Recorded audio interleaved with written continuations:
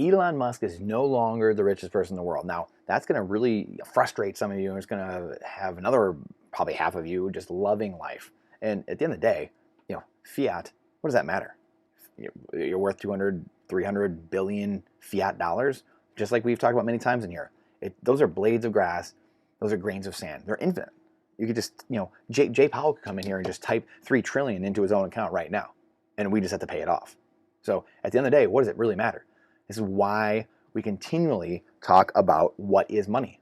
Wealth, money, is your economic time and energy. That's all it is, right? So right now, Elon has accumulated a lot of it, right? He's created a ton of value for a ton of people in a lot of different areas. We're going to have some different exposés on him going forward that I think you're going to find very fascinating, and I would love to get your opinions on them. However, again, what Elon has done is he has shown the ability to understand possibly the number one currency, which is attention. As Gary Vaynerchuk talks about all the time, the currency of the day is attention. So Elon Musk could be flat broke tomorrow, have no fiat anymore, no fiat currencies at all to his name. Yet he could go raise millions, billions of dollars in the next day, in the next week here, and have it all back again and more. Probably have his companies gone and recreate them even better with everything he's learned. Because sometimes when you get down that line, you don't, there's too much bloat in a way, and you're on the aircraft carrier. It's too hard to turn. It's very hard to turn. And there's things now that you wish you could change. It's very hard to do that, right? So I think there's that famous quote of Henry Ford saying that someone was really giving him a hard time 100 years ago, and they were like, well, what if he just took all your money away from you? Then you wouldn't be this rich guy anymore. And he'd be like, yes. And he said, yes, I would. Within 5 years, I'd have it all back and more. And just meaning, I know so much now that I would change, I would do even better. And so, not my question, but my challenge to you is to start thinking in terms of real value. Your wealth is your time and energy. That's all it is, right? And we measure wealth in days, right? So just like we say, Robert Kiyosaki has taught us that, right? Your wealth is measured by time, in days. And just like we say that wealth is your time and energy, that's all it is. And money is a container of that. So money is supposed to hold that wealth, that time, so then we can measure in the term in days and through the term. Can't even think of how to say that, but the term, we're using that term of time as how we measure that wealth. So hopefully that makes sense. Those are kind of those three big aspects. And if you can understand those 3 things, then you can be on your way towards doing and having what Elon Musk has. And really, he's a genius, and not every single one of us is a genius on earth. I'm not a genius. I don't have some amazing IQ, right? I'm a hockey player. And I just have studied this for 10, 12 years now, studying economic history and monetary policy and politics for the last 20 years, and investing in my own family office and our businesses for the last 12 years. So having that experience and just seeing this has given me a certain level of experience, and then trying to learn from other people, right? So there's things you earn in life and there's things you learn in life, and you try to marry those two to become successful. The big thing at the end of the day is thinking in terms of not fiat, though, right? Many people think in terms of fiat. How much fiat currency do I have? And can Bitcoin make me fiat currency, more fiat currency? Or Bitcoiners actually think of, how can I get more fiat currency to turn into Bitcoin? But there's most people still think, how can I get Bitcoin so I can go up and then I can sell out and get more fiat currency? But fiat currency is eroding. Why would I want to hold fiat currency, blades of grass or grains of sand? That doesn't make sense. Why would I want to hold that long term? That's not a good container. It's not a real container for our wealth, right? So if we can get those 3 things, Bernard Arnault, like, again, my point with this, actually, before I go on this tangent, is Bernard Arnault, most people have no idea who in the world he is. Great, he might be the richest guy in the world, and that's fine. He's living a great life. At the end of the day, what Elon has is attention. And like I said, he has a bunch of companies in a bunch of areas that kind of encapsulate life and where it's going. So we're going to talk more about that going forward. I'm going to be very interested to see, and please give me your thoughts below on Elon just in general. Like and subscribe to the channel if you like what we're doing here and the content we're putting out, and just trying to question assumptions and question everything. We're not going to get everything right. Please trust and verify, or please don't trust, but verify what I say. And again, this is not financial advice. None of this is ever financial advice. It's freedom advice.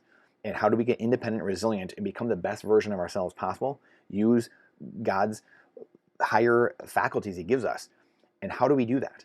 One of those ways is by using our wealth, our time and energy, to put it in a container that is pure, that keeps that holds that, and it isn't this fiat currency that's just draining currency out at the end of the day.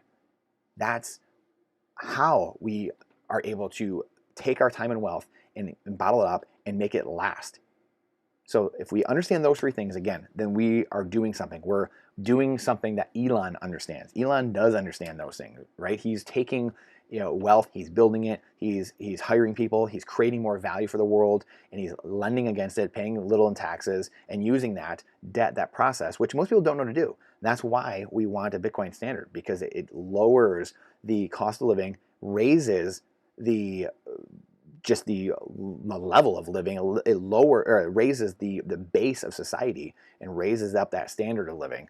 So that's how we can start thinking more like that, very intelligent monetary animal, as Elon is, understanding money and truly what that is. And again, what the basis of much of this channel is asking questions with boldness and understanding money. What is money? And like we said, it's time and energy. It's all it is. And it's measured in time. That's how we measure wealth. And we store it. Money is a storage container for that wealth. That is it. So kind of some paradoxes here. But again, in wrapping, in summary, Jeff Bezos, Elon Musk, these guys are the richest fiat people in the world. However, I do believe there are going to be, in the next 5, 10, 15, 20 years, there are going to be some new wealthiest people in the world, because it's going to switch over to the hardest money, the best money we have ever seen as human beings. And it's going to be he who has the Bitcoin makes the rules. So maybe Jeff gets in there at some point. Maybe Elon, I know he does own some Bitcoin. I'll probably get some more at some point. He who has the Bitcoin makes the rules. Saving in a true finite container that doesn't lose its value. It's perfectly sound. There's no holes in it. There's no inflation holes leaking out your wealth. That is the discovery that Satoshi Nakamoto found 14 years ago. And that now we can escape from the system. We can remove ourselves and put ourselves in a parallel system off the fiat Titanic and into that Bitcoin life raft, as that slow descent to the bottom of the 2-mile ocean goes down 10,000 feet into the abyss. That is the fiat world right now. All the way across European Central Bank, Federal Reserve, Bank of Japan, People's Bank of China, everywhere, going into the abyss because they don't understand that they've destroyed the currency. There's no way out other than more printing, more printing. Mathematically have to print. We are a credit and debt-based system. That is it. You have to print. This is why Elon Musk will probably be worth $1 trillion in the next 5 years, 10 years. I'm calling it now. He'll most likely be worth that in a few years because we keep printing more currency. So once we understand that, once we understand those things about wealth, we can start putting ourselves at an advantage, right? It goes back to first principles, nature's law, Robert Kiyosaki, the cash flow quadrant, all these things. So our time and our wealth is our time and our energy. It's measured in time, right? And the amount of days we can live without having any income or cash coming in. So how long is our wealth, that time?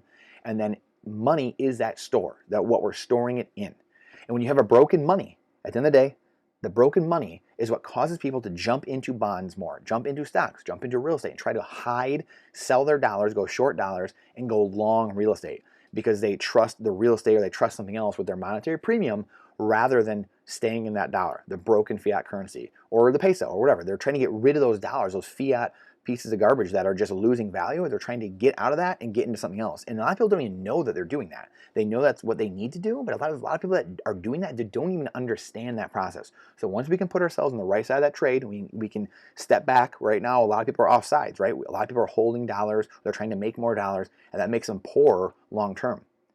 So I hope you appreciate this. Again, if you don't, please let me know.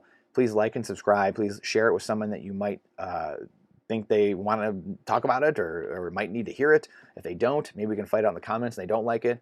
So please let me know what you got out of that. And just, again, the three definitions, again, one more time. Your wealth is your time and your energy. That's all it is. That's what wealth is. That's what money is at the end of the day. That's what money is, and the money is a container for that. That's what it is. It's this, hopefully, this finite container like Bitcoin with no holes in it. Fiat currency has holes in it. It leaks out. And wealth is measured in time, right? The amount of days you can live off your wealth. So I appreciate you guys. Look forward to seeing you. Look forward to seeing and hearing from you. But again, remember, time is the most important asset we have. Bitcoin is the only other finite asset we have, like time. Bitcoin is time, and time is Bitcoin, as Knut Svanholm would say. So we appreciate you guys, and we'll see you on the next one.